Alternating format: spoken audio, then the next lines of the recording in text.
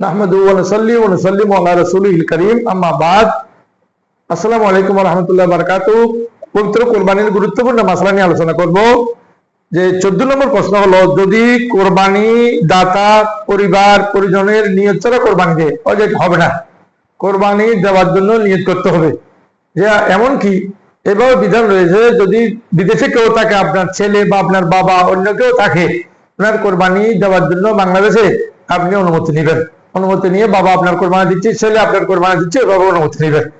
15 নম্বর, যদি একই বাড়িতে সব ভাই ও তাদের সন্তানগণ একই সঙ্গে খাওয়া দাওয়া করে থাকে, ওদেরও কি নিয়ত করতে হবে? হ্যাঁ, ওদেরও নিয়ত করতে হবে। একান্নভুক্ত পরিবার, বড় পরিবার, এখানে ওদেরও নিয়ত করতে হবে। যার একাধিক স্ত্রী রয়েছে, আরো কোরবানি করা কি দুরূহ হবে? হ্যাঁ, একাধিক স্ত্রী হোক, একজন স্ত্রী হোক বা সন্তান হোক, যার কোরবানি দিবেন তার নিয়ত করতে হবে। একটি মহিষের মধ্যে 7, ওটের মধ্যে 7, গরুর মধ্যে 7 জন দিয়ে কোরবানি করা যাবে।